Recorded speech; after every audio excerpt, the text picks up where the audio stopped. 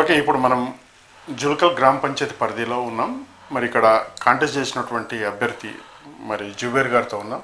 మరి ఇక్కడ గతంలో అభివృద్ధి ఏం జరిగింది, మరి గతంలో ఉన్నటువంటి సంక్షేమ పథకాలు మరి వాస్తవానికి నిరుపేదలకు అందినాయా లేదా, మరి తన రాజకీయ ప్రస్థానం ఏంటిది, మరి ఇక్కడ ఉన్నటువంటి ప్రజలకు అందుబాటులో ఉంటున్నాడా లేదనే అంశం మనతోటి ఉన్నాడు, తెలుసుకుందాం. అన్న నమస్తే.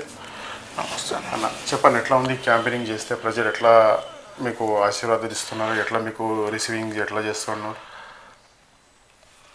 గడప గడపకు నేను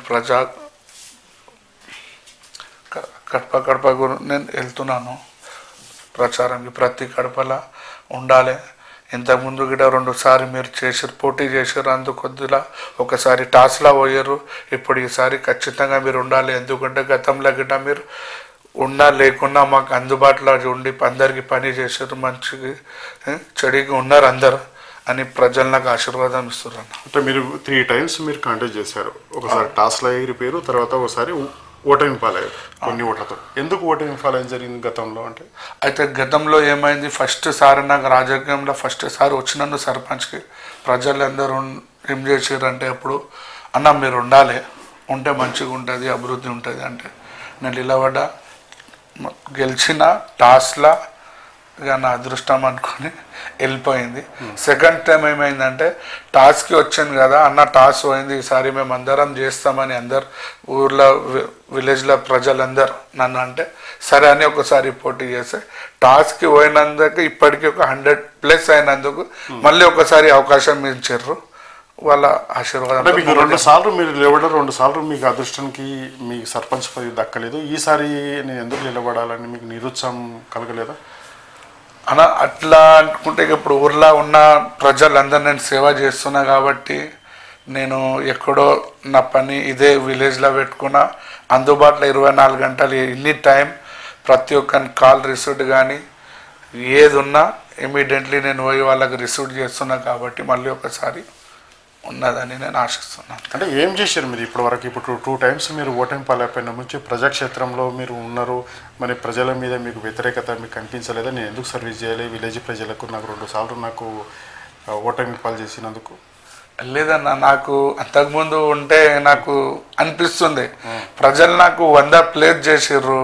ఈసారి గిట్ట నేను నా పనులు చూసి అందరు లేదన్నా నువ్వు ఉండాలి, నువ్వు గెలవకుండా మాకు అందుబాటులో ఉండి సేవ చేస్తున్నావు, నువ్వు ఉండాలని మళ్ళీ ఒకసారి అందరు ప్రజలు చెప్తే సరే అని ఒకసారి అవకాశం ఇస్తారు, నాకు ఆశీర్వాదం ఇస్తారని ముంగట్టుకు వచ్చిన. ఏముంది ఈ జుబేర్కు ప్రత్యేకంగా ఈ జుల్కల్లో అంటే ఏం చెప్తారు? ఏమున్నదంటే, ఎంత బాధలో ఉన్నా తన దగ్గర లేకున్నా ఆదుకుంటాడు. ఎనీ టైం పోతే మంచి దగ్గర ఏ ఇండివిజువల్ పని కానీ పర్సనల్ పని ఏది ఉన్నా మాకు చేస్తాడు, లేకున్నా మాకు హెల్ప్ చేస్తాడని ఒక పేరు ఉన్నదన్న. నేను పేదవాళ్ళకి గిట ఊర్లో లేని వాళ్ళకు ఉన్న వాళ్ళకు అందరికీ ఒకటే రకంలో వాళ్ళకు హెల్పింగ్ నేచర్గా చేసుకుంటా. నా దగ్గర లేకున్న వాళ్ళకి ఎంతో కొంత నాతో అయ్యేంత వరకు చేసుకుంటా నడిపిస్తున్నాను. అంటే ఇప్పుడు అభివృద్ధి ఎట్లా ఉంది మన జుల్కల్? ఇప్పుడు గత పాలకులు కావచ్చు, తర్వాత ఇప్పుడు 2 times 10 ఏళ్ళ నుంచి చూస్తుంటే మరి ఇప్పుడు ఎట్లా ఉంది?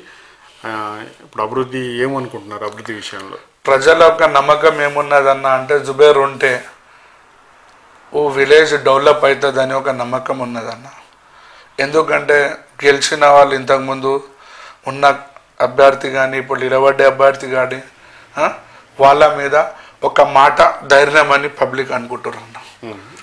ఎట్లా మీ ప్రత్యర్థులు ఏమంటే హామీ ఇస్తున్నారు, మీరేమైనా హామీ ఇస్తున్నారు? ఇప్పుడు నేను హామీ ఇచ్చేది ఏముంటుందన్న, ఇప్పుడు గవర్నమెంట్ నుంచి ఏదన్నా పథకం ఏదో వచ్చిన గవర్నమెంట్ నుంచి వచ్చిన ప్రజలకు పార్టీ లేకుండా ఒక సర్పంచ్ అభ్యర్థి అన్ని మత కులాలు కాకుండా అందరి ఇంటికి వాళ్ళకి చేర్చేయాలని నా కోరిక అన్నాను. ఏముంది మీ మేనిఫెస్టో ఏం పెట్టుకున్నారు మీరు ప్రత్యేకంగా? ఇప్పుడు అభివృద్ధి ఏంటంటే స్ట్రీట్ లైట్, డ్రైనేజ్ ఇవన్నీ కాకుండా యూతులకు కానీ తర్వాత వృద్ధులకు కానీ ప్రత్యేకంగా మీరు ఈ మేనిఫెస్టో ఏ విధంగా తయారు చేసుకున్నారు? నా మేనిఫెస్టో ఏముంటుందన్న, ఇప్పుడు స్టూడెంట్కి ఒక లైబ్రరీ లెక్క ఒక లైబ్రరీ చేద్దామని ఒకటి అనుకున్నాను. రెండోది ఇంకా స్టూడెంట్స్ ఏదైనా ఆడేడ ఈ జమానాకి ఏమైందంటే యూట్యూబ్ కానీ ఫేస్బుక్ వాట్సాప్ అందరు వాడుతారు కాబట్టి అది కాకుండా ఒక వైఫైది అందరికీ ఫ్రీ చేద్దామని, ఎందుకంటే అన్ని ఆన్లైన్ క్లాసెస్ కాబట్టి అట్లా చేద్దాం, ఒక ఫ్రీ పథకం పెడదామని అనుకున్నాను. ఓకే. ఇప్పుడు మళ్ళీ ఇప్పుడు యూత్ ఏంటంటే క్రికెట్ అటువంటి స్టేడియంస్ లేక రకరకాలుగా ఇబ్బందులు పడుతున్నారు, ఎక్కడనో పోతా ఉన్నారు జిమ్కు, దానికి వాళ్ళకి ఏమన్నా హామీ ఇవ్వబోతారా? అన్న వాళ్ళకి ఖచ్చితంగా ఇవ్వబోతున్నా. ఎందుకు ఇవ్వబోతున్నా అంటే అది గిట్ట చెప్తాను మీకు. గతంలో మా దగ్గర ల్యాండ్ విషయంలో కొద్దిగా చర్చలు నడిచినాయని విలేజ్ మొత్తం అందరికీ, చిన్న నుంచి పెద్దోళ్ళకి అందరికీ తెలుసు. ఆ ప్రాబ్లం సాల్వ్ చేసిన, గ్రౌండ్కి మొత్తం జాలీ వేసి పెట్టినా. ఇప్పుడు అందులో ఏది ఉన్నా, ఇప్పుడు క్రికెట్ కానీ, వాలీబాల్ కానీ, కబడ్డీ కానీ, దానికి సంబంధించింది ఏది ఉన్నా అభివృద్ధి చేద్దాం గ్రౌండ్ కానీ అనుకున్నాను. ఓకే. ఇంకోటి ఏంటంటే ఇప్పుడు కొంతమంది హాస్పిటల్కి వెళ్తారు, కొంతమంది వెళ్ళరు, కొన్ని సిచ్యువేషన్లో వృద్ధులు ఉంటారు. అంటే వాళ్ళ కోసం ఏమైనా ఒక మెడికల్ క్యాంపు అటువంటి ఏమన్నా పెట్టదలుచుకున్నారా? అన్న 100% మెడికల్ క్యాంప్ విలేజ్లోనే పెట్టిస్తాను. లేదనకుండా ఇప్పుడు ఒకళ్ళు ఇప్పుడు ట్రాన్స్పోర్ట్ ఏదైనా ఇబ్బంది ఉన్నా, నా దగ్గర నా ట్రాన్స్పోర్ట్ బిజినెస్ ఉన్నది. ఏ మనిషికి ఎట్లా పెన్షన్లు కానీ, వాళ్ళకి అవసరం ఉన్నా కానీ వాళ్ళకి నా ట్రాన్స్పోర్ట్ బిజినెస్తో ఫ్రీ వాళ్ళకి సేవ చేద్దామని అనుకున్నాను. హిందువులకి ఇప్పుడు ఏదంటే ఫెస్టివల్స్ వస్తాయి, తర్వాత గుళ్ళు గోపురాలు, తర్వాత ముస్లిమ్స్కు కబ్రస్థాన్, ఇంకా రకరకాలుగా ఈ డెవలప్మెంట్ ఇవి ఉంటాయి. అంటే ఇవన్నిటిని మీరు కోఆర్డినేషన్ ఎట్లా ఉంటుంది వీళ్ళకు? అన్న గతంలో గిట్ట నేను అందరితోని ఏదున్నా, గుడి కానీ వినాయక కానీ ఏది వచ్చినా కానీ వాళ్ళకి అందుబాటులో ఉన్నా నేను ఎసొంటోని అని ప్రజలకు తెలుసు. అసొంటి ఏదైనా ఇంకా అవకాశం వచ్చినా అందరికన్నా ముందు నేను నిలబడి అది ఏది ఉన్నా నేను అందరికన్నా ముందు మంచి చేద్దామని నా కోరిక. అంటే ఇప్పుడు చాలామంది ఏంటంటే సర్వీస్ చేస్తామని చెప్పేసి ప్రజాక్షేత్రంలోకి వెళ్తారు, తర్వాత మీ బిజినెస్లు, తర్వాత మీ రియల్ ఎస్టేట్లు, తర్వాత కబ్జాలు, తర్వాత ఇంకేమైనా డీలింగ్స్లలో చాలా సందర్భాలుగా మనం వినే ఉంటాం. అటువంటి దానిలో జుబేదార్ ఎంతవరకు ఉండబోడు అన్న 100% విలేజ్లో తెలుసు. జుబేర్ అంటే అసొంటి చెడు పని ఏది ఉన్నా పోడు అని ప్రజలకు ఒక నమ్మకం. ఇంకా నేను చెప్పొద్దన్న, ప్రజలకు మీరు అడగాలి, ప్రజలే చెప్తారు. నేను అందుబాటులో ఏ చెడు పని లేకుండా, ఏ కబ్జా కానీ, ఏ రియల్ ఎస్టేట్ కానీ, ఇంతవరకన్నా నేను 10 సంవత్సరాల నుంచి నిలబడి నేను ఒక సొంత మిల్లు గిట్ట కట్టుకోలేనన్న. అట్లా ఉన్నా నేను, ప్రజలకు తెలుసు అన్నది. అంటే మీరు నమ్ముతారా? ఇప్పుడు మీరు 100% నమ్ముతారని నాకు ఉన్నదన్న. అంటే ఇప్పుడు మీరు ఇప్పుడు డోర్ నుంచి ఒక డోర్కి మీరు ఓటు అడిగితే ఏం చెప్తారు? ఇప్పుడు మీరు ఏ పార్టీ నుంచి పోటీ చేస్తున్నారు మాకు తెలియదు, కానీ ఏం చెప్తారో మీరు అక్కడ నుంచి ఆ సిచ్యువేషన్? ఇప్పుడు సంక్షేమ పథకాలు అంటే ఇప్పుడు మొన్నటిదాకా చీరలు పంపించారు కాంగ్రెస్ పార్టీ, మరి బీఆర్ఎస్ పార్టీ, తర్వాత గతంలో చేసినటువంటి అభివృద్ధి పనులు చెప్తూ ఉంటారు. అంటే మీరు ఏ పార్టీ నుంచి నిలబడుతున్నారో కానీ ఏం చెప్తారు మీరు?